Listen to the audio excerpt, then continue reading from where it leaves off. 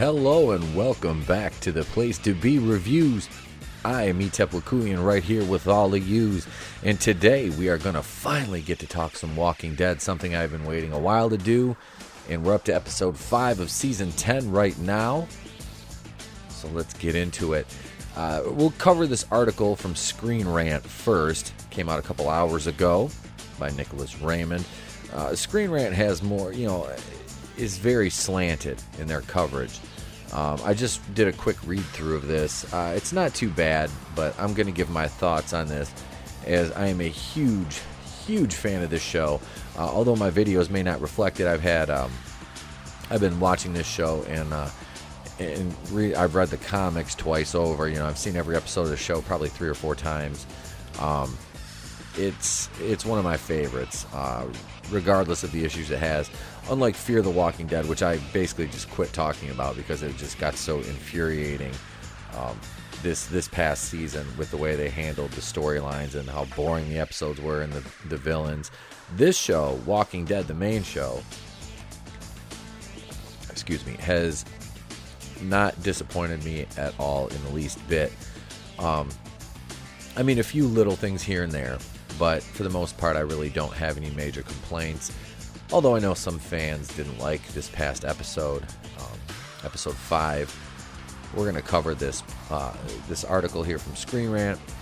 Walking Dead reveals Alpha's Whisper plan. It's not what we expected. Good shot of Samantha Morton and Ryan Hurst, Alpha and Beta there. The Walking Dead finally reveals how Alpha, Samantha Morton, plans to win the Whisperer War. 5 communities in the Whisperers have been at odds since Season 9, and the conflict between them heated up even further when the Whisperers killed off 10 of their people. But the war between them didn't truly kick off until the Season 10 premiere, when Carol, Melissa McBride, crossed the border. The Whisperers, who are the main antagonists of Season 9, are filling the same role in the show's 10th season, aided by her 2 chief allies, Beta and Gamma, Thora Birch and Ryan Hurst, respectively. And yes, it's that Thora Birch from Hocus Pocus. She has done a good job with the role of Gamma. We just got to know her. A little bit of a backstory with her and her sister, who Alpha referred to as the sisters. One of them was the one that was forced to give up her baby last year in the field outside of Hilltop, if you remember that. I believe it was Connie picked the baby up and ran away with it, while the Whisperers were all in the field demanding that they return Lydia. Anyway, Alpha is determined to wipe out the other communities, but exactly how she plans to accomplish this hasn't been explained in detail until now. Samantha Morton's done an excellent job with Alpha. They really translated that role of her and Beta from the comics to the screen very well, in my humble opinion, as someone who's, like I said, kind of. I don't know if I'd consider myself. I wouldn't put the title of aficionado on, but I'm a big fan of the property in the show, and like I said, the comics. So yeah, it's something I enjoyed, especially the zombie and apocalyptic nature. I do enjoy that. A scene in The Walking Dead Season 10, Episode 5, explains Alpha's master plan. Apparently, Alpha has been holding back, only hitting their enemies with waves of zombies when they could be sending massive hordes. When one Whisperer suggests that they try unleashing, quote, an army of thousands, Alpha disagrees and cuts him on the arm and leg. And, she just does that in her normal savage way. Like, as soon as that guy talked, I was like, oh, he's dead. He's dead. Alpha says then that a few nicks are all it takes to cause the collapse of the human body, and goes on to say that their enemies are the same way. According to Alpha, these nicks that they're wearing the other communities down will include the tree that fell on the hilltop wall, the zombie dam, the border, and the waves of zombies. A good shot of Ryan Hurst and Samantha Morton there. The logic behind this plan is that none of these things will defeat the communities, but all of them combined will, quote, crush them. Alpha doesn't want to use their biggest weapon so soon.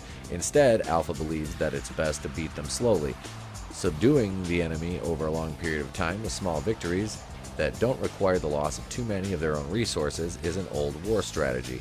It's a far cry from how Rick's people and the Saviors handled the all-out war, which consisted of several large-scale battles.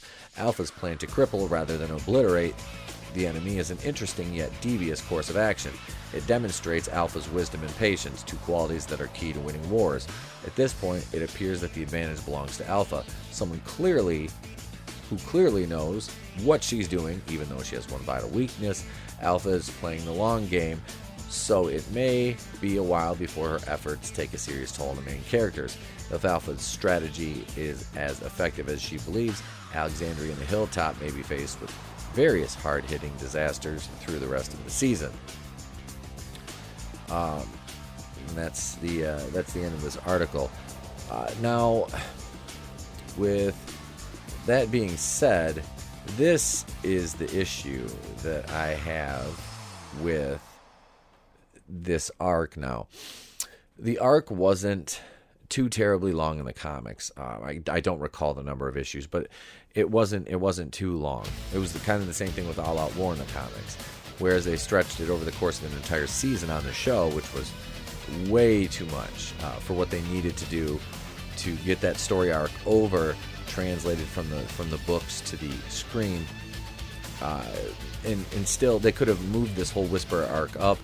I know what the show was trying to do, and I really do appreciate what Angela Kang has done since she's taken over the show. I don't see any shift in, I mean, obviously there's a lot of strong female characters in the show, but, is it completely realistic? Maybe not in all the cases, but it's not bad. I don't find it, as somebody who does this basically for, not a living, but I do this as, it's a job. I don't see it.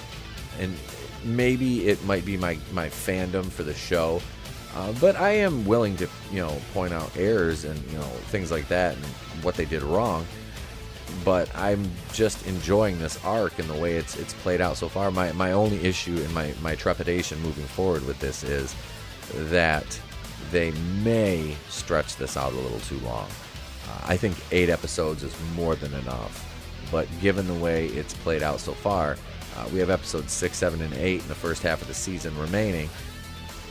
I don't see them wrapping this up, which I was kind of hoping they would, just so you could leave it on a cliffhanger for the Commonwealth, which is the next major arc. I was kind of hoping that we would get that teased in the end of season 10, and we still may.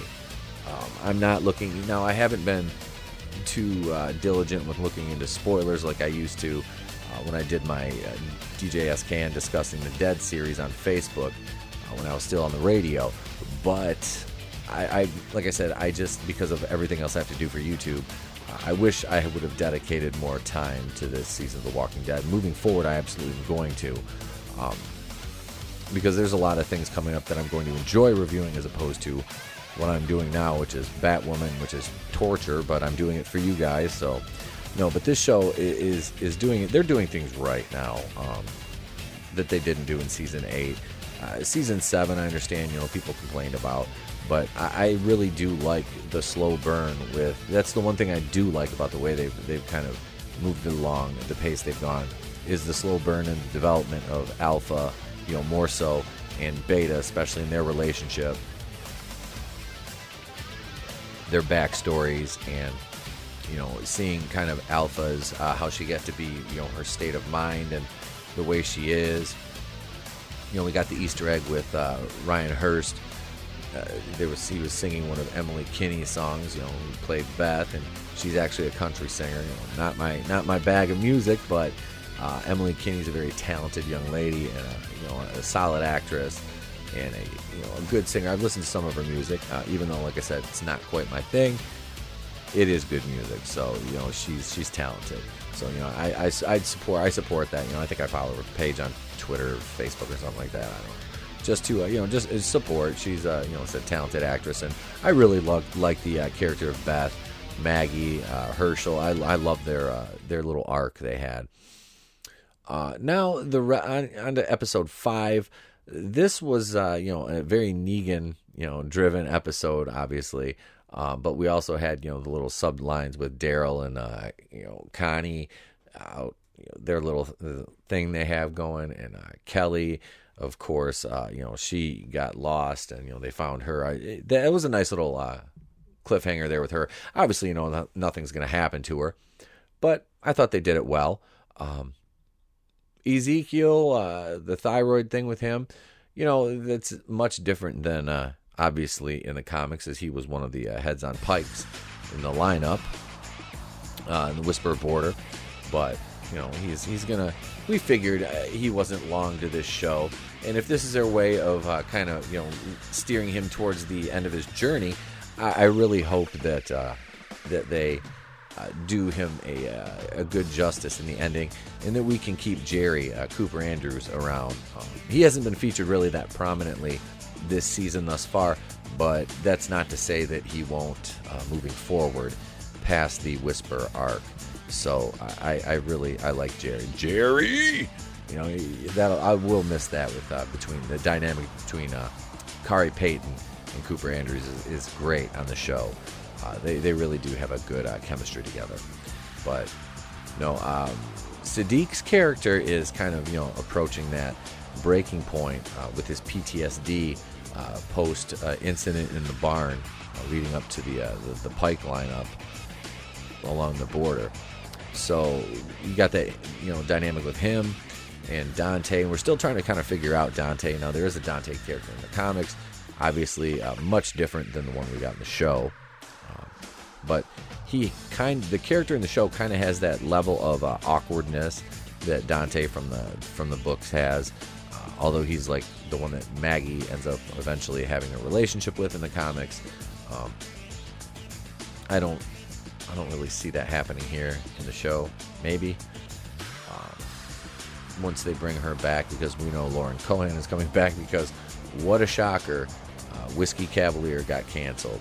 I can't say I didn't see that one coming, but it's I hate to celebrate a failure, but I watched the trailer for it and the episode reviews I checked out after the pilot. I could spy. I called that out from the very beginning, though. I said as soon as she was leaving The Walking Dead, because a lot of these people, when they leave the show, they can never quite achieve that same level of success. Now, some will, eventually, but I don't. A lot of them just can't. And she's already, obviously got some acting credits under her belt, more so than just The Walking Dead. But when you play a role, you meld yourself into that character. People have problems separating the actors from the roles they play, because they're almost you get typecast, you really do. So, but no, this show has created a lot of great new stars, or taken actors who might have been sort of played obscure parts before and not had as much mainstream success, and kind of given them that forefront, and really allowed them to showcase their talents. This season, though, has been really good. I cannot lie. I do like the Daryl and Connie little thing they have going on there. It's nice to see Daryl humanize a little bit, but he's still. That's the thing I've seen people complaining about a little bit, is that Daryl is not as badass as he was. He's kind of soft now. It's like, well, when push comes to shove, Daryl is still Daryl. He's written, a little bit more human, which is fine. Let him, give the character. Don't completely do a 180, because Daryl is one of those characters that the fans are just, enamored with and they love, because he's the badass. He's only a character in the show. The comics, he's kind of based off comic Dwight a little bit, but Dwight was in the comics and the show. Daryl was not. So, yeah, it's I like Daryl. I like where he's going. I like what he's done. I still like Dog. I think that's just a cool little added side thing they have there. Magna and Yumiko, we've got some development there. We found out that Yumiko was Magna's lawyer pre-apocalypse, and also that's going to possibly moving forward, Yumiko may be taking the Michonne role, because we know Danai Gurira is leaving the show. So Yumiko could take that spot when we move forward. Like the Commonwealth in the comics, Michonne was a lawyer. She was a lawyer there. Yumiko could very well hold that mantle. Now, I can't. The actress who portrays Yumiko, her name eludes me. She's very, very good. I like her and Magna. They were cool in the comics. I really hope that nothing happens to Luke at Oceanside, but that's kind of, he's getting involved with this woman from Oceanside, so that never ends well, except for some of the main relationships. But even then, it usually ends badly for him. So not many. I'm kind of surprised. Speaking of that, I'm surprised that Rosita is still around. That one I think is going to come to an end here soon too. Somebody else will obviously be taking care of the baby. I can see Eugene doing that. Helping out, be 3 men and a baby, him, Gabriel, and Sadiq. Because I really don't see them killing off any of those three. Sadiq, that one might be on the fence, but Gabriel, not him, not Eugene. So because Eugene plays a large role, if you picked up that transmission on the radio at the end, I believe that might be a tease to the Commonwealth, which I kind of hope it is, because they could kind of develop that as a side plot, wrap up the Whisperer arc in the next 3 episodes, and then you take off the second half of the season and hit the ground running with your Commonwealth or CRM. And those Rick Grimes movies, those are, I'm really looking forward to those too. I do believe that Denai Guerrera will go over to, definitely be a part of those. We also know she has Black Panther 2 coming up, so that's also something to think about in possible filming schedule for her. So would possibly limit her involvement in the Rick Grimes movies, because I know she's already signed on to Black Panther 2 as the character of Okoye was a survivor through Black Panther and Endgame and all that. So she did not disappear in the snap. So, like I said, she survived Endgame, so she'll be back. But yeah, so this season of The Walking Dead, I would say all 5 episodes now have been pretty solid.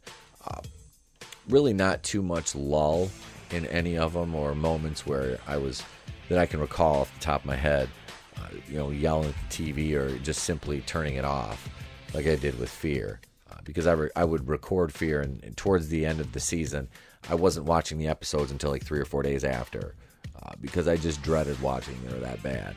With this, I haven't gotten to that at all this season. So I really haven't got to that point with this show at all, ever, honestly. So I like it. I want to know what you guys think, though. Let me know in the comments below. I went on long enough with this video. I've been asked for some Walking Dead content, so here it is. I will keep this going, moving forward. I know now the season's wrapping up, but I think Fear comes back, so we'll see how that goes. And we've got the new show that's kicking off next year, so I will keep Walking Dead content coming for you guys. I do promise you that. And also, like I said, the other Mandalorian review. Go on over, join our Facebook group, the official Place to Be Reviews fan page. You can like the Place to Be Reviews page on Facebook. You can follow us on Twitter, Instagram. Email us, theplacetobereviews@mail.com, the world's best mail. And stay tuned, because tomorrow night, the boardroom kicks off right here on ETAP Wakuin's The Place to Be Reviews channel, 8:30 p.m. Eastern. It'll be myself, Cody from Goober Brothers Entertainment, Groovinator from Raiders of the Lost Flicks, and Salvador from 2 Cents Toys. We'll be rotating that show on a weekly basis between mine, Raiders of the Lost Flicks, and Goober Brothers channels every Wednesday night at 8:30 Eastern. So check that out. And you guys stay tuned, because there'll be another video coming up soon. Some Star Wars maybe, maybe a little Marvel, maybe some DC, might talk a little Terminator, who knows. But you got to click or bitch slap that like button for me. Please consider subscribing to the channel. Help me grow the channel, my co-hosts grow the brand, bring you more content, more live streams, things of that nature.